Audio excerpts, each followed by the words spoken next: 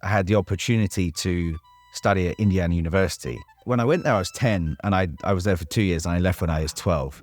The one in 2002 for the Queen's Golden Jubilee was, I think, a bit of a turning point for me. I got to meet the Queen afterwards and the whole royal family. John Mackie, of course, was a name that came to mind instantly. He was going to be in London, and so suggested that we meet up and talk, and in the end very graciously agreed to write me a concerto.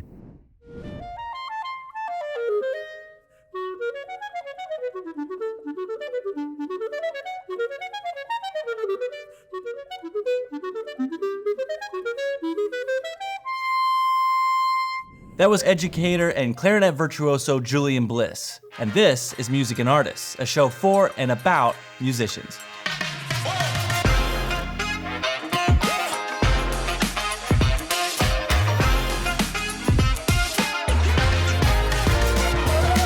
We're about to jump into the conversation, but first we'll banter. Another great conversation, this time with Mr. Julian Bliss. Yes, it was a great conversation. We had a blast with him all day, hanging out at the Weinberg Theater. He had so much wisdom. He was so humble. And what an amazing story that he had to tell about his life. I mean, he's only 34 years old. He's accomplished so much. To be able to start your professional performing career, truly professional performing career at age 5. Yeah. To be attending a university music program at age 10. And despite being a prodigy, he had very thoughtful wisdom and ideas and comments about creativity and perseverance that applied beyond just being a musician or a clarinet player.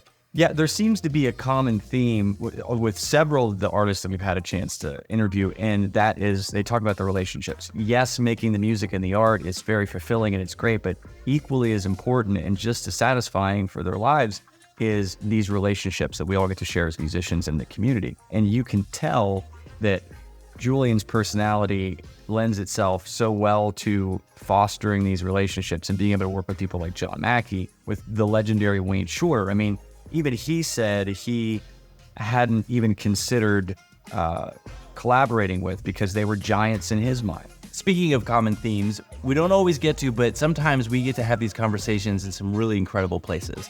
And, you know, the Crosstown Concourse comes to mind, and this theater, the Weinberg Center in downtown Frederick, is one of those. Nearly 100-year-old theater, beautiful venue, and we have a great partnership with them, and the fact that we got to film there with Julian and kind of capture that space as the backdrop was awesome. Well, they don't need to hear any more from us. Let's hear from Julian. Check it out. Julian Bliss, thanks for being here with us today. Thank you for having me. It's a pleasure. We're really excited to have you in town to get to talk about what you've been up to lately, kind of where you started in your musical journey and your career. And I kind of wanted to start today with just talking about briefly what your music education was like growing up. Somewhat unconventional, and it got to a point I sort of did some things in the wrong order. I've been playing the clarinet now for about 30 years. I'm 34 now. So yeah, started at a very, very young age. And that's somewhat unconventional for wind instruments. I predominantly come from a non-musical family, so it was a bit of a surprise when at 4 I told my parents that I wanted to play music. And I'm not entirely sure where that idea came from, but I was very set on it. After a couple of weeks of going on and on at my parents', they gave me a recorder, which lasted a short amount of time. And then I told them I wanted to play something else. And they took me to a local music school, and they had a shop and did lessons and all of that sort of thing. And I could try every instrument. And I remember taking a particular interest in the bassoon. Bassoon? Yes. Interesting choice. Yeah, not the smallest of instruments, especially as a 4-year-old. It did pose some problems. Yeah. I kind of very quickly gave up on that idea. But I always knew it would be a wind or brass instrument. That was very much certain in my mind. And then one day someone brought out a plastic clarinet. Like a C clarinet? Yeah, okay. All plastic. The keys were plastic. Oh, they wow. kind of snap on and off the body, and the pads were made of rubber. Designed for kids and designed to be almost indestructible, which is a very big selling point. And I think it had an E-flat clarinet mouthpiece as well. So, everything's smaller and more manageable. I played a few notes. They showed me how to play a few notes, and that was it. I was completely hooked. Sold right there. Yeah, a very quick decision. And I remember, it's one of these vivid memories I have, being in the car on the way home, and I was in the back playing on the mouthpiece.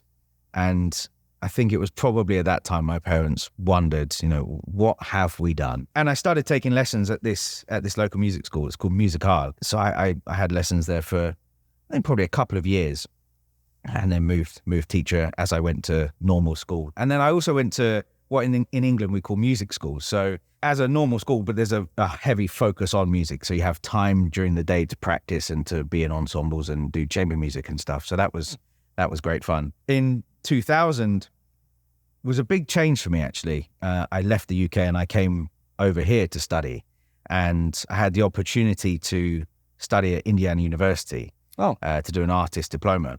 Great school. Fantastic school, and a very grateful and thankful for the people that made it happen, because it was a little different, shall we say, because I still had to go to school in the morning. I was still quite young at that time. So I think I was in 6th grade or something. So yeah, in the morning I'd go to normal school and I could leave at lunchtime. That was the best part of the day. And then I'd be in university lessons all afternoon. Wow. And how old were you at this point? When I went there, I was 10, and I was there for 2 years, and I left when I was 12. For me, it was the most amazing experience, and I loved it. I don't know what the other students thought of a little 10-year-old running around the place. Mm-hmm. No, in reality, everybody was very, very welcoming and very open, and I felt very at home there. That's great. And I had some opportunities that I just wouldn't have got elsewhere. So yeah, that was a very, very good and very enjoyable time, and I learned a huge amount. And then after that, I went and studied. Well, I moved back to England, went back to normal school, but was studying clarinet in Germany. So I would travel over every 10 days or 2 weeks for a clarinet lesson. So I'd fly from London to Germany and back. That's dedication. It was, well, and also from my family, especially my mum. I mean, she moved to America with me and had some family help, but also would have to get up at 4 o'clock in the morning, drive me to the airport, put me on a plane to Germany. I mean, now you wouldn't be able to do that, but it was sort of drop me off at the door and, see you tonight, and incredible. Pick me up and take me back to school. It was a busy time, but I really, really enjoyed it. And then also went to the Royal Academy of Music in London as well. Yeah, when I look back, of course you don't realize it when you're doing it and when you're a child, but the amount of sacrifices that people made to allow me to do what I wanted to do, especially my family, my mum, it just wouldn't have been possible without them. So, very thankful. And I think it all turned out all right so far. I would say so. Yeah, you've had quite a career. And actually it leads me to my next question. It's perfect. So as far as I could tell, first TV appearance at age 5. Yeah. Performed it for the royal family at age 13. How did those come to be? What was that experience like? Tell me a little bit about it. The first TV appearance, I remember doing it vividly and being in the TV studio and just being amazed. As a typical kid running around and jumping on everything and just having a great time. And I didn't really consider the enormity of what I was going to do. I was just having a great time. And I think that's part of it. When I was so young, no one ever really told me the things that could go wrong. And they said, hey, do you want to play with this band on TV? Yeah, sure. Okay, let's go. And those, when you're a kid, you're very naive also. And those things never entered my mind. And I just had the greatest time. And from that first TV show, of course, a lot of people see that. And there was an element of, it was a bit of a novelty, of course. Here's a kid playing the clarinet. And so I was asked to do a handful more. And the amount of concerts and the profile of the concerts started to increase. The one in 2002 for the Queen's Golden Jubilee was, I think, a bit of a turning point for me. It was the day before my 13th birthday. That's I remember it. Okay. And the next night they had a pops concert, if you like, sort of the best of British. And I was going through my so I digress a little bit, but I remember I was going through my phase when I love listening to sort of rock and heavy metal. And Ozzy Osbourne was playing and had my dressing room. I mean, talk about a bit of a difference. Yes. I tried my hardest to get backstage to meet Ozzy, but I couldn't. Anyway, I don't know why that just came to mind. But that concert, I was asked if I would play, and of course, it's one of the biggest opportunities and accolades ever. And I remember being stood on stage for the rehearsal and looking out and just seeing a sea of seats, and you're in the gardens of Buckingham Palace. It all just doesn't feel real. And I remember doing an interview for maybe BBC News or something on the back steps of the palace, and I had to stop and just kind of take in where I was and what I was about to do. I had the best time.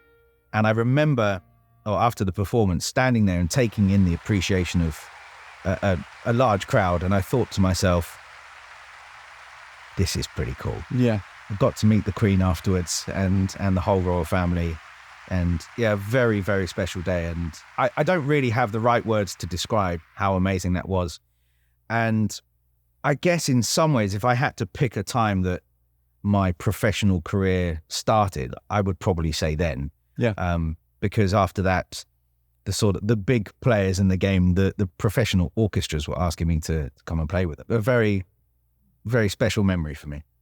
Out of all of these great performances with some of the biggest, most renowned symphony orchestras all over the world, is there one other than Buckingham Palace that stands apart, where the crowd, you could tell, was engaged in feeding off that energy? The band was playing so well, it just felt right in that moment that will sticks with you. The first one that comes to mind is sort of a natural progression from the Queen's Golden Jubilee. Was a few years later, I had the pleasure of playing for her 80th birthday in the Royal Albert Hall with the BBC Symphony Orchestra, they're one of the best orchestras around, playing Mozart Clarinet Concerto, which arguably is the most known concerto for the instrument.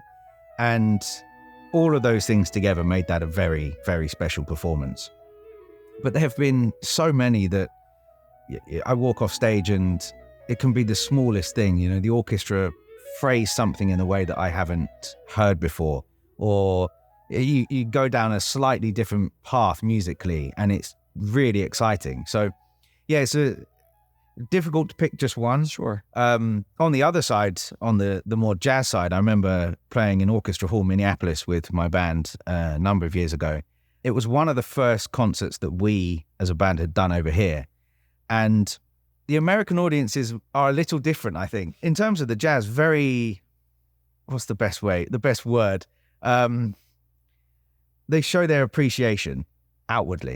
And it's certainly in that genre of music, it really kind of inspires you and pushes you to take more risks and take it to the next level. Yeah. We had people up in the aisles dancing and sort of shouting out and cheering and hooting and hollering. And sometimes in Europe, we're a bit more reserved. Sure.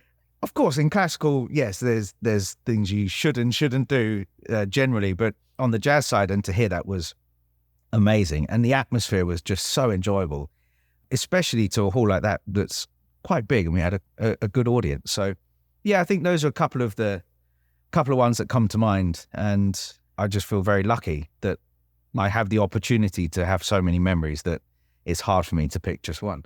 So let's talk a little bit about Divine Mischief. Amazing clarinet concerto that you collaborated with the legendary John Mackie on, who in my opinion is maybe one of the greatest living concert band wind ensemble composers, contemporary composers living today. So can you tell me a little bit about how that came to be and where that came from? Over the years, I've become more familiar with the US music education system, and certainly the wind ensemble culture, and seeing the enthusiasm that everybody has for what they do, and also how seriously they take it. And the level of musicianship is incredible over here, and it's very inspiring. Also going to some of the conventions and seeing the amount of people there and these autograph lines for these composers that are sometimes hours long. They're like celebrities. Yeah, absolutely. There are some amazing works written for clarinet and wind ensemble already, but I wanted to continue that. I think one of the things I want to do in my life is continue contributing to the repertoire. John Mackie, of course, was a name that came to mind instantly, and one that hadn't written a clarinet concerto yet. So I sent John an email, not really knowing what response I might get. Sure. But he was going to be in London, and so suggested that we meet up and talk, and in the end very graciously agreed to write me a concerto. Wow. Which was amazing. I didn't realize that he held a clarinet concerto in very high regard as something very important, and had, I guess in some ways, shied away slightly from doing it previously.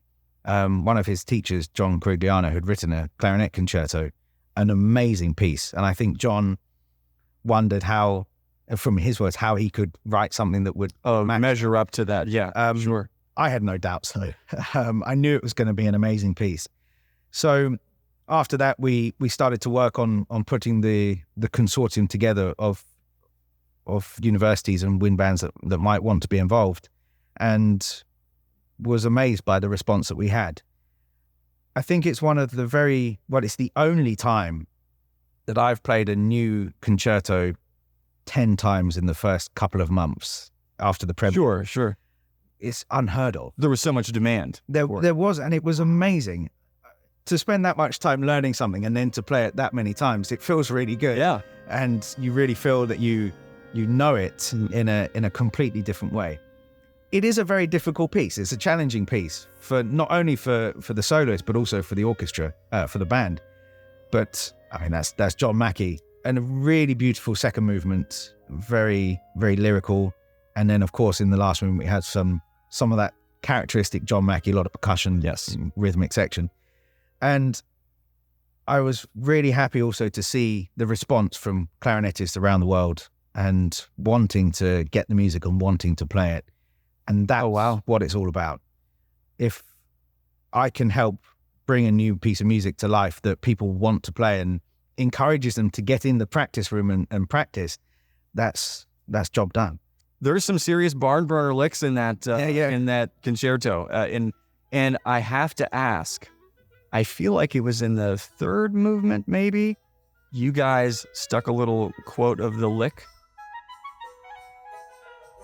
Yes. Yeah? He put the lick in. I almost died when I heard that. Just classic. It's somebody even in the comment section had tagged it with the timestamp, and I went, that's amazing. Well, music should be fun. It has to be fun. And there's a lot of humor in that piece. Yeah. And I really enjoy trying to extract it. And if I phrase something that is written to be humorous and the audience laughs, yes, You've accomplished it. I've done it.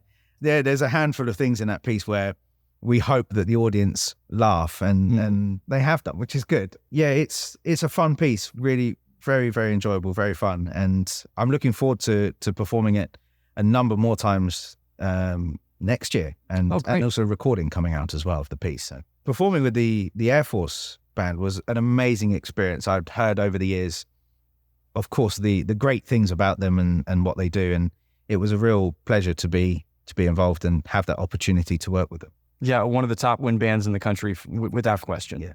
So in that same vein, I want to talk about another concerto that another very prolific person wrote, which was Sherwood, Wayne Shorter. Can you tell me a little bit about how that came to be? Because, I mean, Wayne Shorter writing a clarinet concerto, not the first thing that come to mind for me, thinking Wayne Shorter. It was a number of years ago, and I was thinking of composers that I would love to write something for me. Also thinking a little bit off the what most people might think is a direction you might go down. Mm-hmm. And I'd always loved Wayne's music and the way he played and just everything about him, to be honest. And I thought maybe, just maybe, this might work. He might be up for it. And so again, actually similar to with John, I sent someone an email and got put in touch, and I was then going to be in LA for the NAMM show actually one year, and he suggested that I go meet him. And it was one of the very few times that I was completely starstruck and didn't really know what to do or what to say. and got to meet him at his house, which I think meeting in public's one thing, but to go to his house is something, it's another level. I remember just being completely in awe, and just listening to him talk was, it's really hard to describe. It's just one of the nicest, most kind, genuine people I've ever met. So willing to give his time and give his ideas. A really, really special man. And we spent a couple of hours, and he was just talking about life and music and how he started and the experiences he's had. And, you know, some of the names that he's talking about are also greats. Mm-hmm.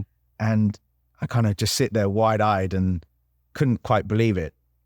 And I remember at the end of our chat, I suggested the idea of the concerto. And it had been written in an email before, so he knew.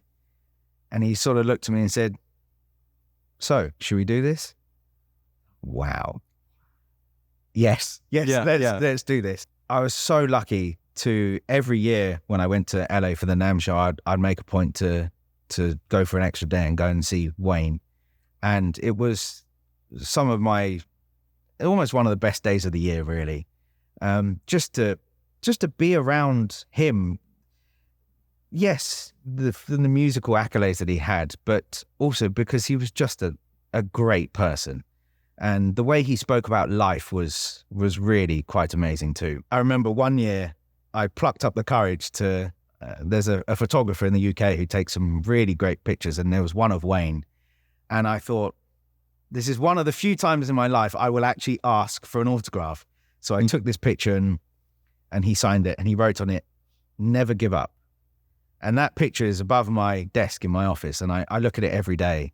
And yeah, I remember the things he told me, the stories he told me, and very, very, very powerful. Truly one of the greats, and so honored that he would write something for me. It was quite amazing. I want to switch gears to talk a little bit about music education, something that I know you're very passionate about. At Music and Arts, our lessons instructors teach hundreds of thousands of lessons all over the country every single year. If you could, I know this is difficult, but if you can only give one piece of advice to a young musician just starting out, what would it be? I do think that those three words that Wayne told me, "never give up," is very powerful. Yeah, I know they're not really my words, they're his, but I think it means a lot. And this isn't easy. Playing a musical instrument is not easy. And often the best musicians in the world, I think, they sometimes make it look easy. But it's because of the countless days, months, and years of the so-called blood, sweat, and tears that they put into it, that means when they walk out on stage, they're not focusing on the technical aspects of what they're doing. They're just making music. Everybody will have hard times. You'll be practicing your instrument and you'll be trying to learn how to do something better, whatever that may be on the clarinet, legato or staccato, or, play a piece of music up to tempo, whatever it may be. And often it feels like no matter what you do or how hard you try, you keep hitting that wall. And that can be very, very tough. Especially for young students. And of course, the thought sometimes crosses your mind of, well, maybe I'll just stop, maybe I'll give up. And that's the easy way out. This is not supposed to be easy. And it does take a lot of hard work and dedication and discipline. And so I think trying to really obtain that discipline is going to be the key to your success. And also realizing that nothing is going to be fixed in a week or a month. To learn how to play beautiful legato, for example, it might take you a couple of years. Absolutely. And even now for myself, like I said, I've been playing for 30 odd years. There's still things I think, you know what, I could do that better or this better, or play this piece of music in a more convincing way. It's always an evolution. So I think understanding that, but also realizing that to get to the level that you want to requires a huge amount of hard work and dedication and perseverance. And that can be tough, I think. practicing the fundamentals. I know all of our teachers, every teacher says it. Absolutely. There are no secrets also. There's no silver bullet. What your teachers tell you is entirely right. I mean, who'd have thought? The basis of everything is the fundamentals and the technique. And if you don't have a good knowledge and a real grasp on that, then the rest of it can be a little bit very much sort of unsettled and a bit flaky. As a student, you will get to a certain point, but then you'll find it very hard to progress without a good knowledge of the fundamentals. Also, be kind to yourself as well, realizing that it is going to take time, and to not get frustrated if you can't do something instantly. And regular practice, that's also very, very important. Try and carve out the same amount of time every single day, and you will start to notice the improvements. The thing is, we're wired in a way that if we see improvement, then that motivates us to do more. And sometimes it's the initial, the start that's the hardest. And when you start to see results, then you think, oh, actually, yeah, I can do this. But that can sometimes take a while to get to.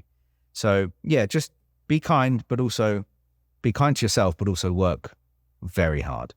One piece of advice that you could give for a music teacher? Now that's a very good question. And I'm thinking back on the teachers that I've had. There's a balance to be had between being a very kind and very encouraging teacher, but also a tough teacher. And I have had both. Sometimes on extreme ends, I wouldn't say extreme ends, but on one end more than the other. Sure.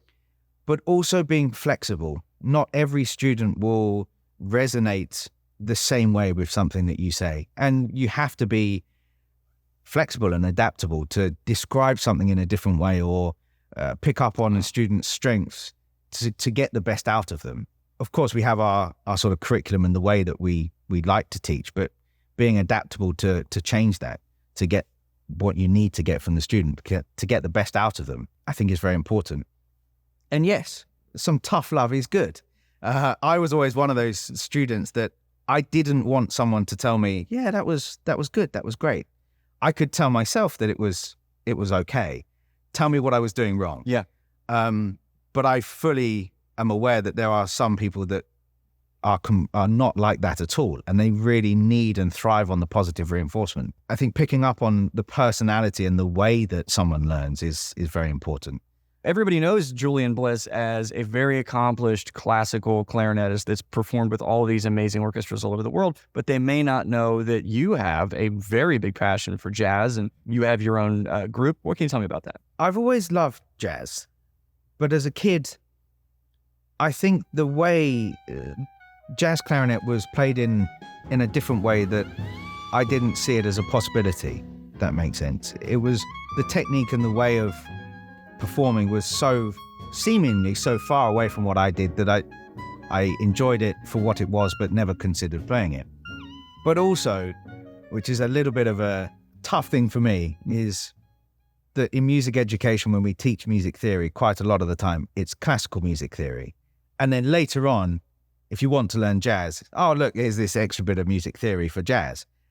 Why don't we just teach music theory incorporating jazz? Because it's all comes from the same thing. That frustrates me, is probably a better way of putting it. Excellent point, though. Well, because in so much classical music, there's all of this harmony, and having a deeper knowledge of harmony and chords, and it makes you a better musician, surely. And because you can identify the character or the certain harmonic progression and what sort of feeling that might give, and that informs your playing. And if you don't know that, well, you're sort of limited in some ways. And I think everybody should learn jazz music theory, whether or not they play a note of jazz or not, ever. I think it's really important. So many classical musicians tell me, or I can't improvise. I don't improvise, which is an interesting statement. And I think, of course they can. Everybody can improvise. Just pick up your instrument and just start playing. Not necessarily in front of an audience, but when you're at home, whether you have a knowledge of jazz or not. And of course, that's improvising. And I think to get those creative juices flowing, so to speak, is very important and makes you a better musician fundamentally, whether or not you improvise on stage. Anyway, now I can get off my little soapbox. That was great. Playing jazz has made my classical playing better because I feel much more free on stage. I feel, walking out on stage and not having any music in the jazz side can be a very exposing place to be. Sure. And a lot of people like the safety net of the notes. But being able to embrace that flexibility and that jeopardy, I think can really make classical playing quite exciting. And you can take risks. You can improvise. I always say it's jazz and classical are essentially very similar things, but in classical you just have pre-prescribed notes to play. The rest of it, the intention, the phrasing, the shape, the character changes performance to performance, and that's improvising. Anyway, how I started, I was working on a project that included Copland's Clarinet Concerto, which was written for Benny Goodman. And the idea was that maybe we should put some other pieces with the Copland from, more in the jazz side of the Benny Goodman side. And so I went home and I started to listen to things that maybe we could arrange for clarinet and orchestra. And I thought, well, maybe it should be clarinet, orchestra, and a rhythm section because you need it. I thought, well, but then we need a bass, and then piano, and you see where it just started to grow, yeah. And on a life of its own. I then thought, how about I just really jump in the deep end and just start a band? And so, that's what I did. Not one to do things by halves. I just put a band together, and I learnt pretty much everything by doing it. And it was a very steep learning curve, but I love being in an environment where I'm challenged. I love working with musicians that are better than I am. And certainly in the jazz side, I was lucky enough to work with some amazing musicians, and I'd listen to them play and I'd say, hey, I want to do that. I want to play like that. Sure. And so just soaking in everything that they would give me and everything that they would share was invaluable, really. And now I love it, and I'm so thankful. I've got a band of some incredible musicians, and it's just so much fun. And getting to play with your friends is really enjoyable. And I love that every night is different. We can do a tour of 10 concerts, and every night something different happens and sends us off in a different direction, or the way you're feeling informs the way you play. And absolutely, yeah. You discover new things, and it's really exciting. And now I embrace the risk and the jeopardy of being on stage and not knowing. Sometimes I now really love to just call a tune when we're on stage. We don't know how it's going to start, what's going to happen in a minute, or how it's going to end, but I know it's going to be fine. And when it happens and it works and it sounds good, hopefully you think, oh, yeah, nice, that was fun. It's a bit of a buzz. Right. But actually, talking about that buzz, I think generally from performing jazz or classical, that's what I love. I get that adrenaline rush, and I just want more of it. I can't have enough of it. So in jazz, it's a slightly different way, but equally as enjoyable. And I wouldn't say I have a favorite, one or the other. It's a lot of fun. I was just going to ask you that too, so I'm glad that you already answered the question. I was going to say, do you have a passion right now, more so for classical or jazz? But it sounds like it's both pretty evenly weighted. Well, to be completely open and frank about it, I've played classical for a lot longer than I have jazz. Sure. And I listen to some jazz musicians that I look up to, and there are, of course, many, many areas of my playing that I want to improve, and I feel I can be better. Further down the road in classical than I am in jazz, so to speak. But I really enjoy that, and I like I said, to be challenged and to keep pushing. That's not to say I'm not still doing that on the classical side. It's just a different thing. And I really don't have a favorite. Fair enough. And I've done both back to back. I remember played a concerto with an orchestra, and then there was a bit of a break. Audience went out for a couple of drinks, came back in, the band was there and we played. And I don't find it hard to go between the two. I think there are far more similarities than there are differences between the two. Well, I was going to ask you about that. Do you have two different horns dependent upon whether it's a jazz gig or same clarinet? Same clarinet, same mouthpiece, same ligature. The only thing I do is a slightly softer reed. That's it. Okay. Yeah, I have experimented with alternative setups, but I feel so comfortable with what I'm playing, and I know how to get what I think the best out of it, and I know how it's going to respond if I do X or Y. So to have that sense of home, I think is important.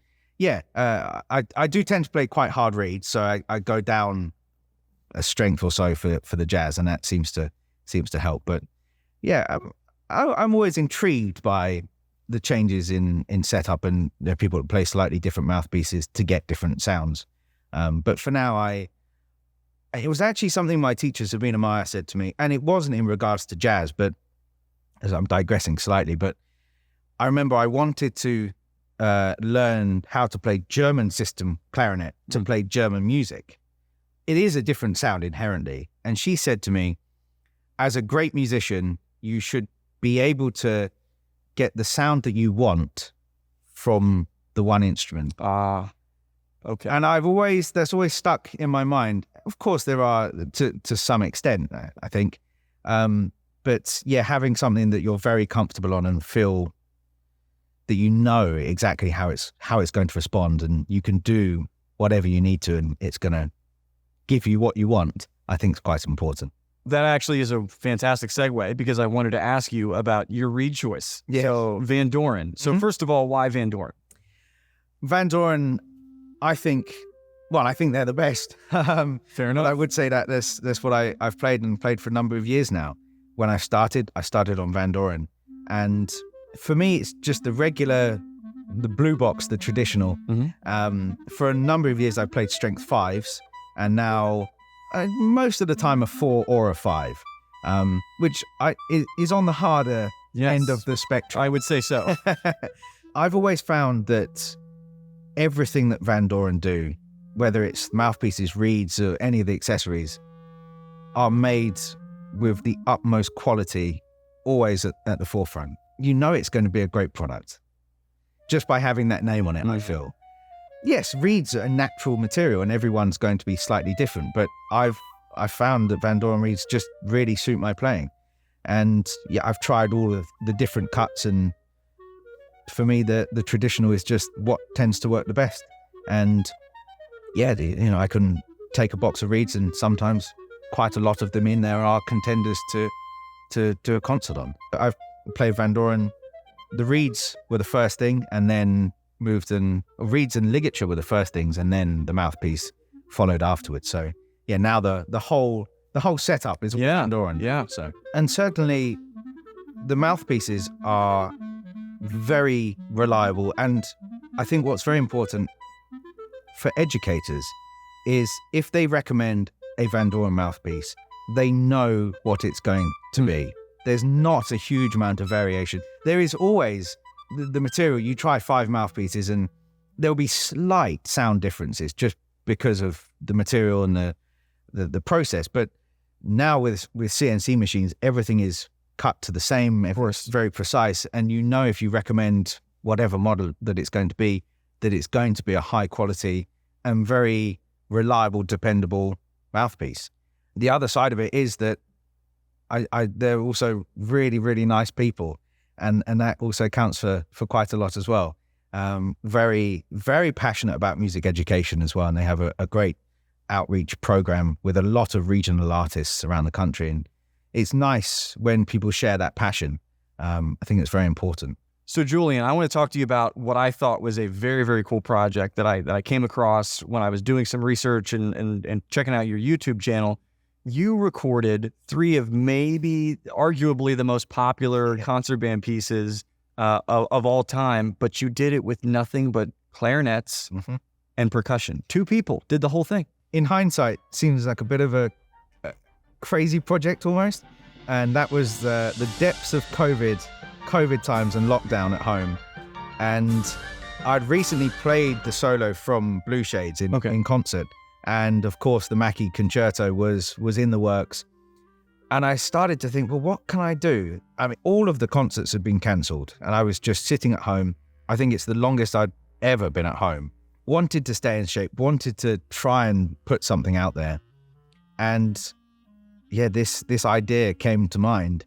And I asked the composer, I thought, are you okay with this? And they said, yeah, sure. I mean, let's see how it sounds. And I said, if you don't like it, I don't have to put it out. I can just record it. So you spoke to all three. So and just to recap, so that was Blue Shades, Frank DeKelly. Yes. Eric Whitaker's October. Yes. And John Mackie's Asphalt Cocktail. Yeah.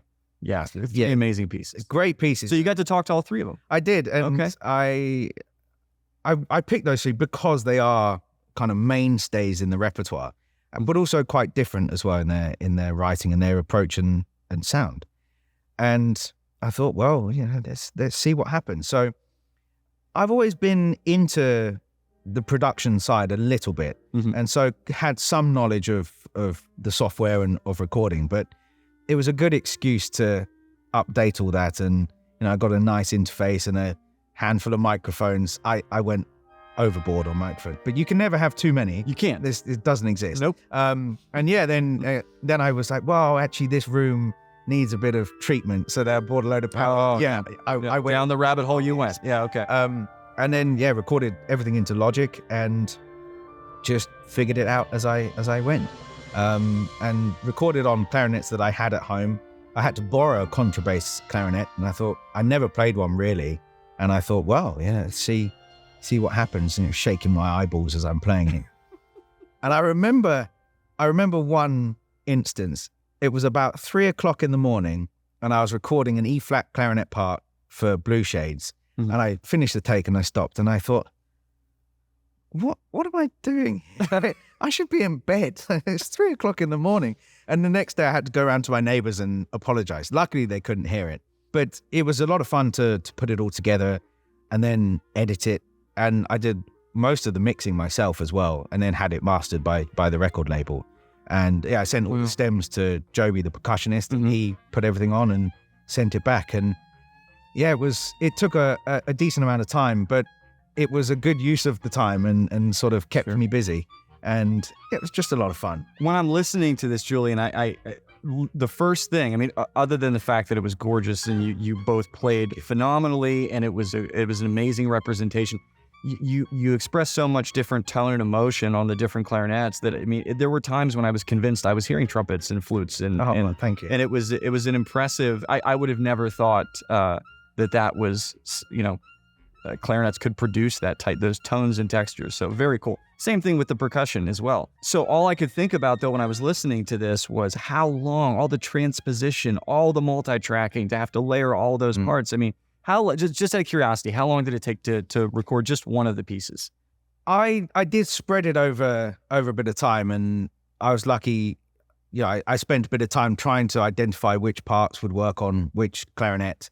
And I really didn't want to do too much arranging. I wanted to just play it in its original form, but adapt it for the right instruments. There was some that kind of moving things around I had to do. I think the whole project, though, I think it was at least 3 months, maybe slightly longer. And that's from start to finish. And of course, once you start mixing and automating things, you step away from it, come back, and you have a different idea. So you do it again. And that's the thing, a CD, you just have to let it go at some point. You can always keep tweaking and changing. And at some point you just have to say, no, this is done now. But yeah, I think I spread it out over a bit of time. But I really enjoyed it, and I would happily do another multi-track project again. I'm working on a solo clarinet album that might have a couple of more contemporary multi-track pieces in. Oh, so, great.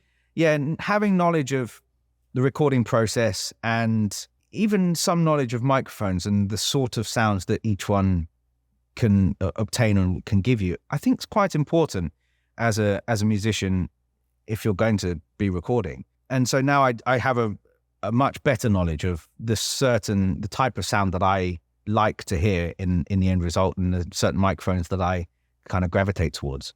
So yeah, and it's just an excuse to have more things at home. Who were your influences when you were a music student growing up and learning the clarinet? And then who do you have your eye on now as far as an up and coming clarinetist or somebody in the classical world that's really got your attention? In terms of influences on me, there's some people that have just been influences throughout my whole career so far. And the first one that comes to mind is Sabina Meyer, who was a teacher of mine. In my opinion, I think she is the greatest clarinet soloist. And of course, that's a matter of opinion. And there are lots of, that's not to say that there are so many incredible musicians out there. And, you know, you listen to certain people play and you really admire what they do. Sabine, for me, overall, is just a sound that I gravitated towards ever since I was a kid. And having the opportunity to study with her was amazing. I think everything she plays is just the most beautiful sound, and the execution is just it. I won't use the word perfect because nothing is perfect. Sure. But it's pretty close. Yeah. I mean, on the jazz side, I'm very, very inspired by, of course, all the clarinet greats, but Wayne, of course, a big inspiration to me. Herbie Hancock, of course, Chick Corea, some really great names there. These days, well, we're spoilt for choice. On the jazz side, I'm sort of honored to have some very good friends that are incredible clarinetists. A very good friend of mine, a guy called Giacomo Smith, who is an American but now lives in England. The way he plays and the way he improvises is just so... I can't describe it other than it's just so right. You know, when you hear it and you say, yes, that's just how it should be. And he has an amazing career in the UK, actually worldwide, and a lot of things in Scandinavia and in the US and everywhere. And yeah, he's one of my favorites, I think, at the moment, and an inspiration on me as well. I hear him play, and there's certain things in his playing that I want to incorporate into my own. And it's interesting when we meet up to sort of compare notes, being from seemingly opposite ends of the industry. So yeah, I'd recommend people go and check out Giacomo. He's a great clarinetist and also a great guy as well. That's great. You know, and you said something that reminded me of something you said earlier in the interview, where we were talking about advice to give to educators and to young musicians. And you mentioned surrounding yourself with players that are better than you, right? Or just people that push you to be at a higher level. And I think that's something that was worth kind of going back and just mentioning again, because that was advice that I was given as a young music student and taking drum lessons. And I think that looking back on my time, that was something that really did make a difference. Yeah. You know, so I like that you mentioned that your friend also is an inspiration to you. It's a bit cliche, but like a sponge, and you should soak up as much as you possibly can. Absolutely. Whether or not they play your instrument or in a different part of the industry, maybe on the business side, you can learn things from so many different areas. And sometimes just hearing someone play is enough, but also getting to speak to someone, you never know what they might say, and just try and soak in as much advice as you can. And it's very, very important to do that. And you learn both sides, you know, you learn things that you want to do, but also ways that you might not want to go about what you do. So yeah, just take in as much, listen to as much music and as many people as you possibly can, and hear them speak as well. I always, whenever I do a clinic, as it's called, or a masterclass in a school or university, wherever, I always say that the music is a very wide industry, and you can diversify and be involved in many different areas. And I really enjoy being involved in those areas, the playing, of course, the commissioning new works, the business side, but then also on the other side, the education and also the manufacturing side and the business side of that. Absolutely. And it's nice to be able to diversify and have interest in other areas of music. And I don't think there's really another industry quite like it. So yeah, I always try and stress that if you play the clarinet, you don't just have to play classical music, for example. You can do all of these other things at the same time as well. Yeah, so much versatility. Definitely.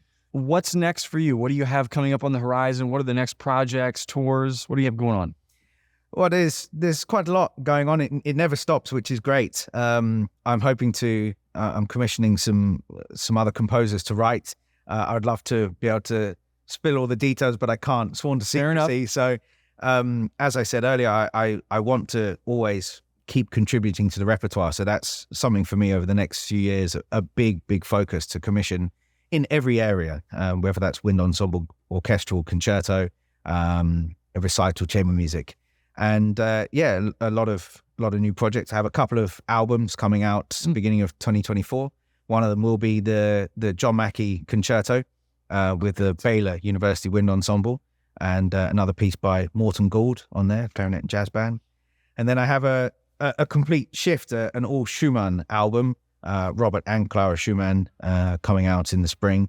And those are the next two albums, which I think I can talk about. Well, I guess I just did. So if not, well, yeah, the cat's out the bag now. So Julian, today has been a pleasure, truly an honor. Thank you so much for sitting down with all of us here at Music and Arts. Thanks. It's been a pleasure. We wish you the best in all your endeavors. You have all these amazing projects going on, albums coming out. We can't wait to see it, and thanks for stopping by. Thank you very much. Thanks again to Julian Bliss. We really enjoyed the conversation. Now, if you liked this episode, and we hope that you did, be sure to like and subscribe, and we'll endeavor to make more episodes just like this one. Oh, I got a meeting. Owen, read us out. This episode was produced by Melissa Reyes, Ian Scott Pullins, Mark Gauthier, and Owen Rye. Special thanks to the Weinberg Center for the Arts. Music and Artists is presented by your source for instruments, lessons, rentals, and repairs. Music and Arts. Musicians made here.